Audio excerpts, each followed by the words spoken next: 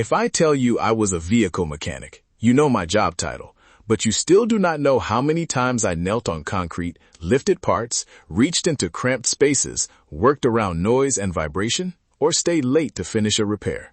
You know the label. You do not necessarily know the job.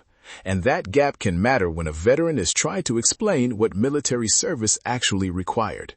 A job title names the occupation. It does not describe the load your body, schedule, environment, and responsibilities carried. Welcome to the Veteran Benefits Reset Podcast. I'm Cameron Burrell, a U.S. Army veteran and founder of VetBiz Media. Today, we're going to turn that idea into a practical way to organize your service history. Not by making it sound dramatic and not by diagnosing yourself, but by making the record more complete. This is an independent educational resource. It is not legal or medical advice, and it does not replace guidance from a VA-accredited veteran service organization, claims agent, or attorney. Every veteran's service, evidence, and circumstances are different, so verify current information through official VA resources and get qualified help when appropriate. With that foundation in place, consider a common question. If my MOS, rating, or specialty is already in my personnel file, why do I need to explain it? Because a title can provide context without telling the whole story. Context is not the same thing as proof of a diagnosis or proof of medical causation, but clear context can help someone understand the facts that need to be reviewed.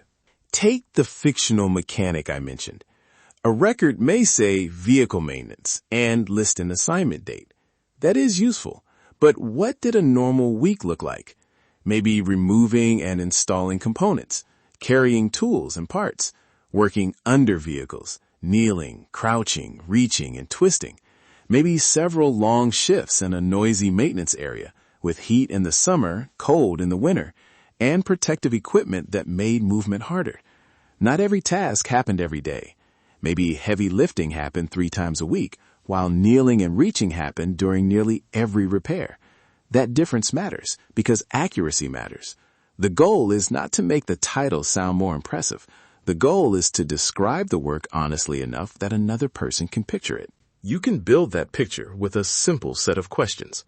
What did you do? How often? For how long? With what equipment? In what environment?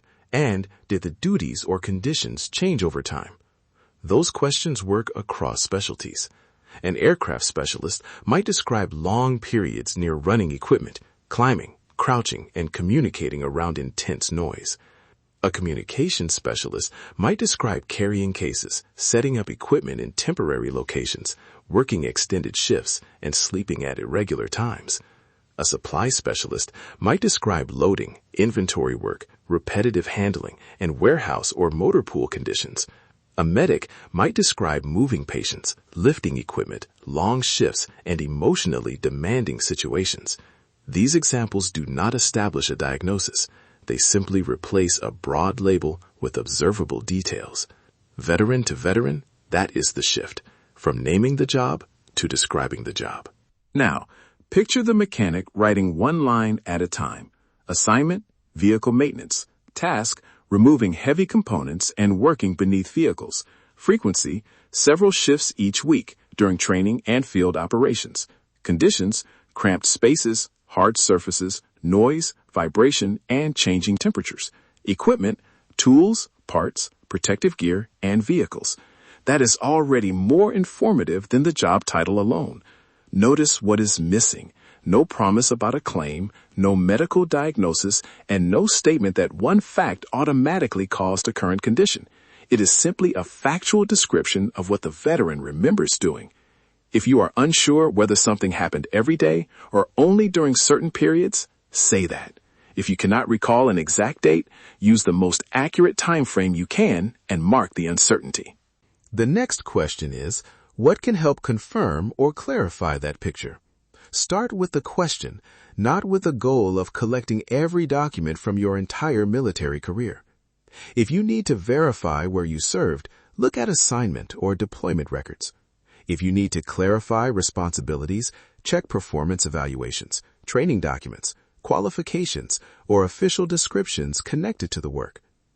Unit histories, awards, and official correspondence may add context when they are relevant.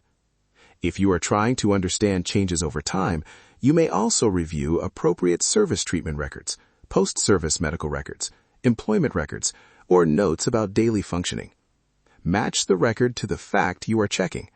More pages do not automatically mean better evidence.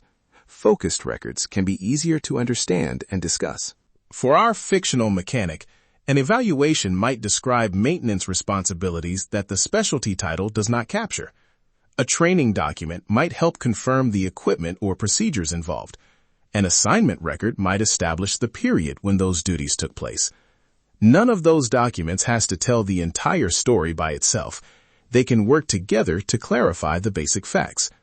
And if one document uses broad administrative language while your memory includes more detail, do not panic. Do not automatically choose whichever version sounds more favorable. Keep the original document, note the difference, and ask an accredited representative how to address the question. Organize, verify, execute. In that order. Your own observations can add context that official records never captured. You can describe what you personally did, noticed, or experienced. A spouse or family member may describe changes they directly observed, such as disrupted sleep, difficulty completing routines, or avoiding activities. A former coworker or fellow service member may describe how often you took breaks, how you performed a task, or when a change became noticeable. The key word is observed. People should use their own words and stick to what they actually know. They do not need legal phrases, medical labels, or language copied from a template. And do not coach someone to make a statement sound stronger. Polished language that does not sound like the person who wrote it can create confusion. Honest detail is enough. This is also where you separate 4 different things. First, what happened during service. Second, what you noticed at the time or afterward. Third, what qualified professionals have documented. And fourth, how the issue affects your life now. For example, instead of writing, "My military job caused my current condition," the mechanic might write, "During that assignment, I regularly removed heavy parts and worked the Neath vehicles in cramped, noisy areas. I began noticing knee discomfort during that period, and over time, I had more difficulty kneeling and standing back up." That describes service facts and personal observations. It does not attempt to decide the diagnosis or cause. Those medical questions require appropriate evaluation. Service connection depends on the complete evidence and the individual circumstances. A detailed duty narrative can provide context, but it does not guarantee a finding, rating, effective date, or outcome. When you describe present-day impact, use ordinary language. What can you do now, and what has become difficult? How long can you stand, sit, walk, lift, focus, or sleep before something interferes? Do you need breaks? Have your work duties changed? Have you reduced hours, changed jobs, or needed help at home? If symptoms come and go, describe that. If there are good days and difficult days, describe the difference. If treatment helped, mention that through the appropriate medical record. If it did not help, document that accurately as well. Saying, "I have trouble hearing conversations after working around loud equipment," is different from assigning yourself a hearing diagnosis. Saying, "I wake often and feel exhausted the next day," is different from naming a sleep disorder. Clear observations give qualified professionals better information to evaluate. A few mistakes are especially common. One is relying on the job title alone. Another is using a vague timeline when you can provide a more useful assignment, season, unit, or sequence of events. Another is copying language from someone else's statement or from an online template. A template can remind you what to consider, but your final description should sound like you. And be careful with the word exposure. Noise, dust, chemicals, heavy equipment, stress, or difficult conditions may be important facts. They are not automatically a diagnosis. Your responsibility is to describe what you know, remember, and observe. Let records and qualified professionals address questions that require specialized judgment. You do not have to make every sentence prove a conclusion. In fact, trying to do that can make a clear account harder to follow. Here's a manageable exercise. Use one page for one assignment or one major duty pattern. At the top, write the specialty, unit, assignment, or period. Then write the work in plain language. For the mechanic, that might be removing components, carrying tools, and working under vehicles. Add how often and how long. Add the environment and equipment. Then write what you noticed at the time, only if it genuinely reflects your experience. After that, list records that may support or clarify the account.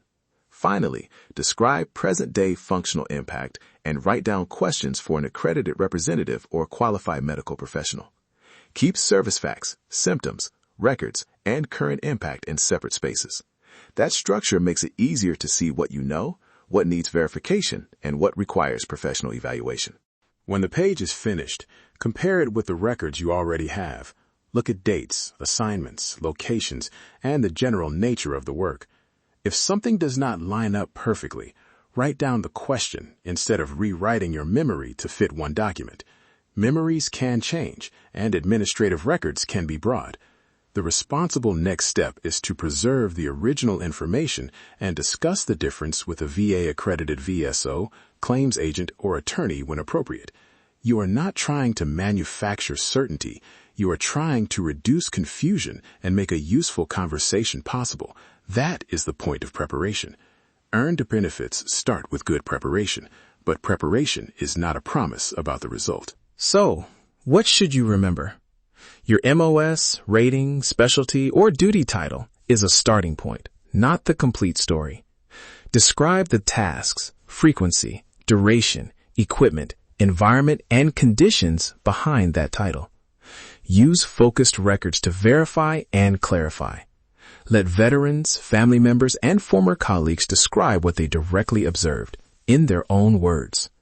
Keep service facts, symptoms, treatment, and functional impact separate. And be accurate about uncertainty, changing symptoms, and good days as well as difficult ones. Your story does not have to be dramatic to deserve careful review. It needs to be clear, honest, and connected to the evidence available. Before the next episode, create one duty and impact page. Compare it with the records you already have, and write down 2 questions for an accredited representative. 1 step, 1 record, 1 mission. Thanks for listening to the Veteran Benefits Reset Podcast. I hope today's episode helped you see why a job title is only the beginning, and how a focused description of your duties can make your service history easier to understand. If you found this helpful, follow the podcast, leave a review, and share it with another veteran, family member, or caregiver who could benefit. Download the free 7-step Veteran Benefits Reset Guide at vetbizmedia.com/veterans7 to help organize your military, medical, employment, and VA records. Remember, this podcast is an independent educational resource. It is not legal or medical advice, and it does not replace guidance from a VA-accredited Veterans Service Organization, claims agent, or attorney. Verify current information through official VA resources and get accredited help when appropriate. Your service did not expire. Your story is still worth reviewing. Take the next responsible step.